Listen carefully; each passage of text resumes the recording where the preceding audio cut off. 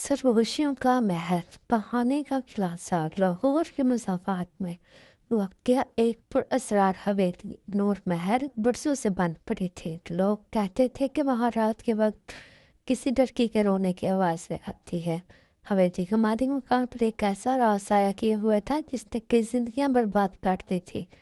مہنور ایک ذہین، خوددار اور خوبصورت لڑکی تھی جو اپنے والد کی وفات کے بعد اپنی ماں کے ساتھ سادہ زندگی گزار رہی تھی۔ اس سے نہیں معلوم تھا کہ اس کا تعلق اسی پر اسرار خاندان سے ہے۔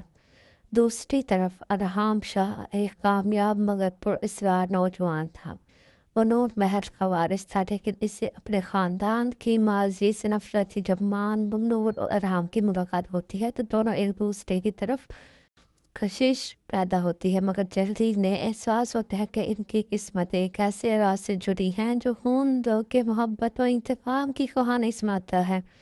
ہر قسط میں ایک نیا راز سامنے آئے گا، روحان بھی دمہات ہوں گے، خاندانی سازشیں ہوں گی، ایک پراسرار قاتل کا سراغ ملے گا، آخر میں ایسا موڑ آئے گا جو اگلی قسط پڑھنے پر مجبور کر دے گا۔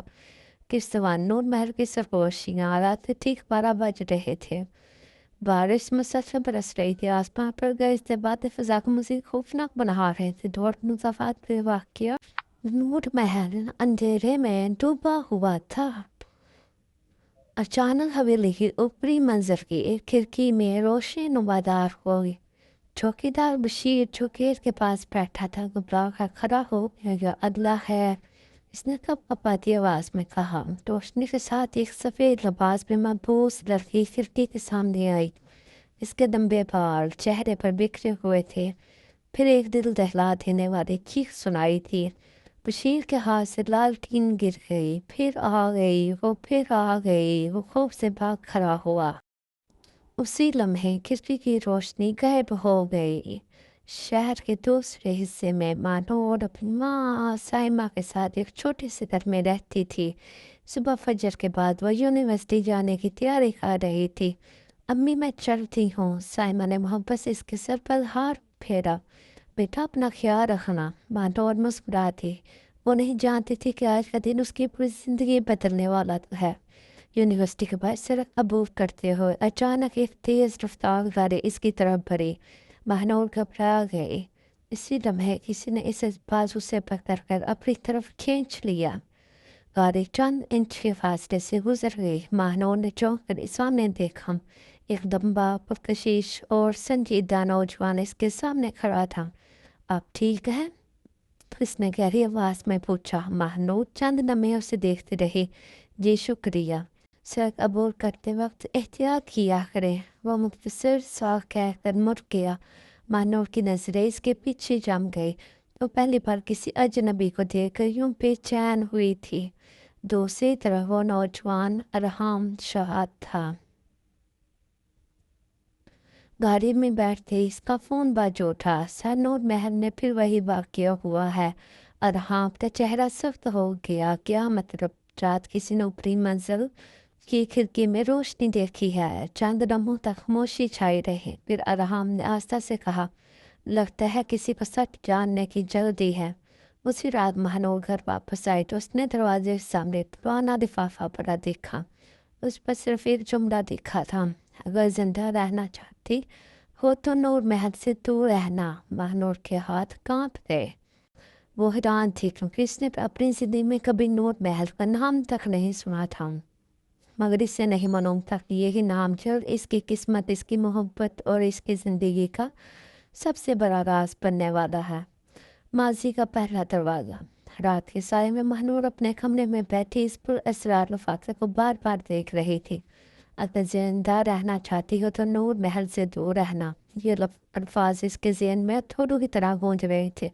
آخر کون تھا جو اس کو دھمکی دے رہا تھا، اور نور محل سے اس کا کیا تعلق تھا؟ وہ انہیں سوچ میں گم تھی کہ دروازے پر دستک ہوئی۔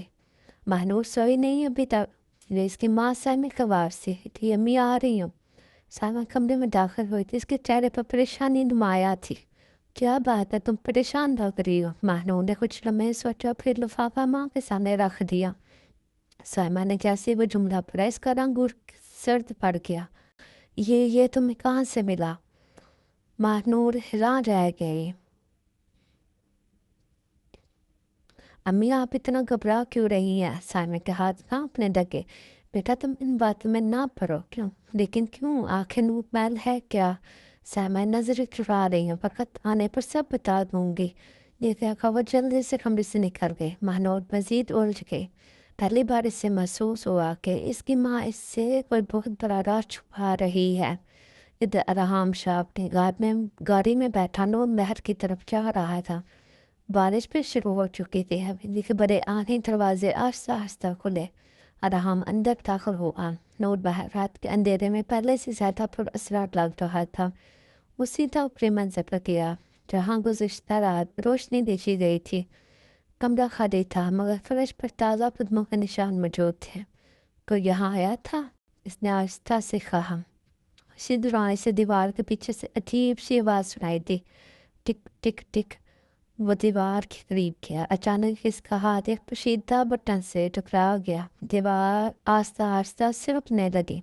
پیچھے ایک خفیہ راستہ موجود تھا۔ ارحام چونک گیا۔ اسے اس راستے کے بارے میں کبھی معلوم نہیں تھا۔ وہ موبائل کی روشنی کے بعد اندر داخل ہوا۔ راستہ نیچے تہہ خانے کی طرف جا رہا تھا۔ چند منٹ بعد وہ ایک پرانے کمرے میں پہنچ گیا۔ کمرے میں گرد جمی ہوئی تھی۔ دیواروں پر مکڑیوں کے جالے تھے۔ کمرے کے درمیان ایک پرانی لکڑی کی میز رکھی تھی جس پر ایک ڈائری پڑی تھی۔ ارحام نے ڈائری اٹھائی۔ پہلا صفحہ کھولا تو اس کے چہرے کے تاثرات بدل گئے۔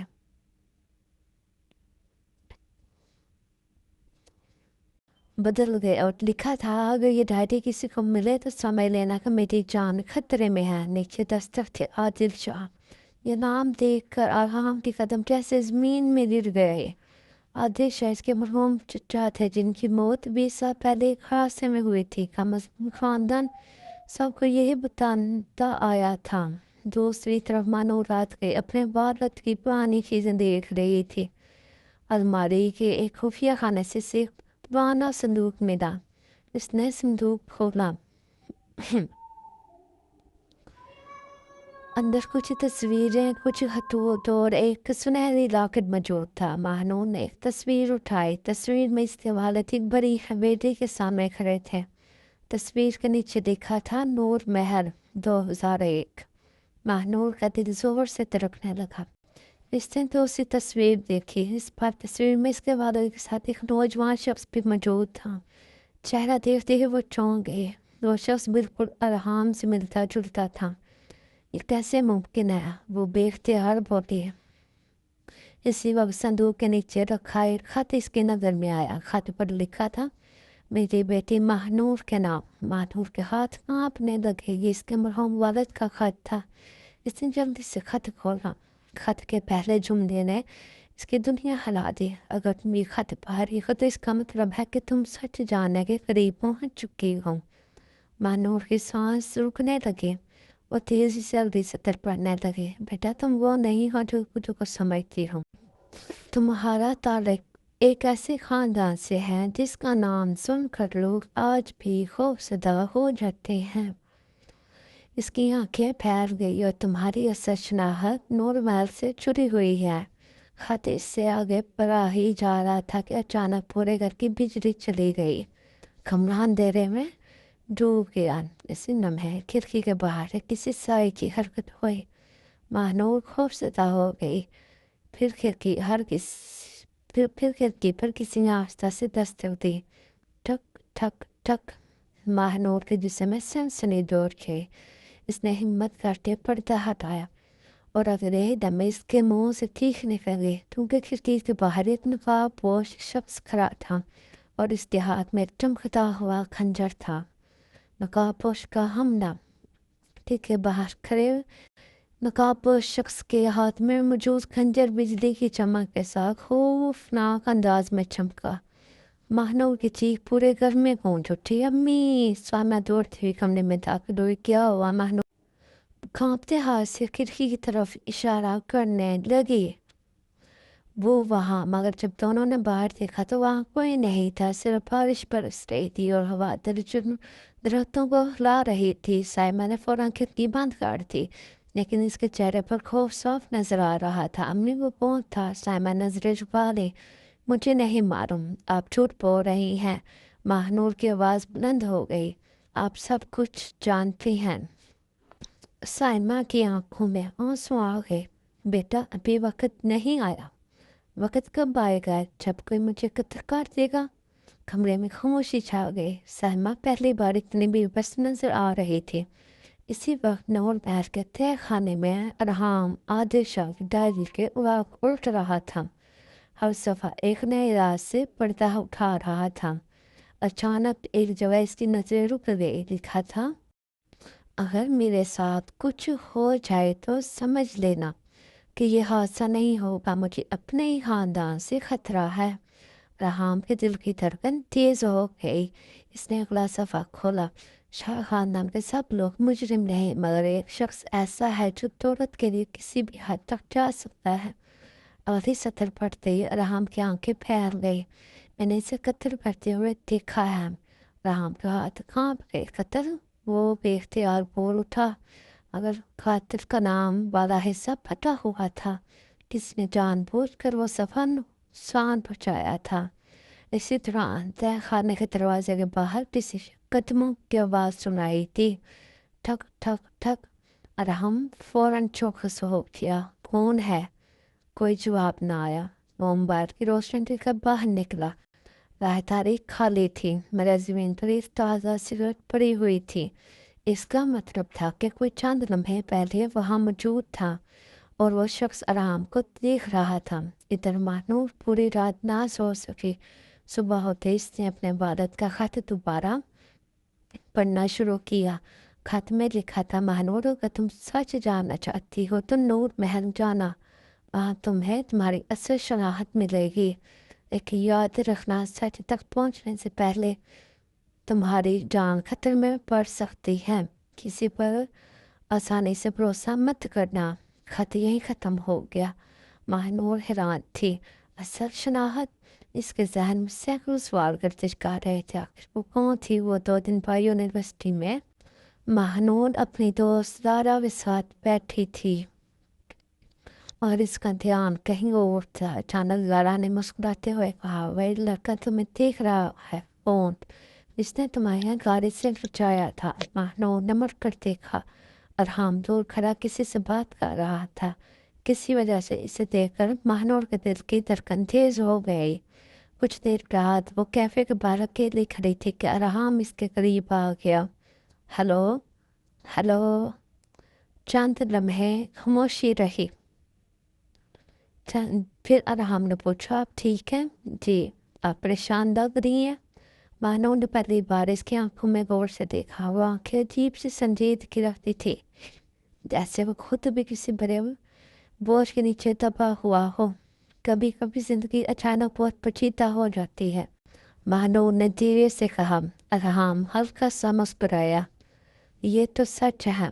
پہلی بار دونوں کے درمیان ایک نرم سی خاموشی پیدا ہوئی، ایسی خاموشی جو اجنبیت کم کر دیتی ہے۔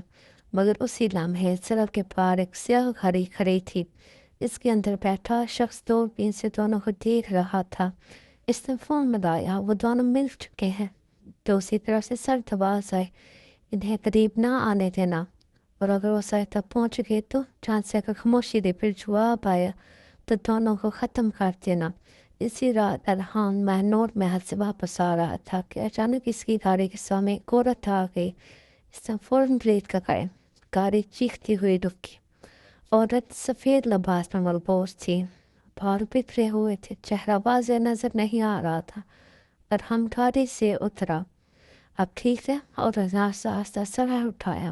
عورت کے لمحے ارحام کے چہرے کا رنگ اڑ گیا، کیونکہ وہ چہرہ بالکل ویسا ہی تھا جیسا اس میں بچپن میں ایک تصویر میں دیکھا تھا۔ وہ چہرہ ایک ایسی عورت کا تھا جس کے بارے میں پورا خاندان کہتا تھا کہ وہ 20 سال پہلے مر چکی ہے۔ عورت نے کانپتی ہوئی آواز میں کہا، ارحام واپس آ گیا ہے، اور پھر بے ہوش ہو کر زمین پر گر گئی جا رہی ہے۔ اب اس میں ارحام کو معلوم ہوگا کہ زندہ نظر آنے والی عورت کون ہے۔ مہنور خفیہ طور پر نور محل پہنچے گی اور حویلی میں اسے ایک ایسا گھما مٹے گا جس میں اس کی اپنی تصویریں لگی ہوں گی۔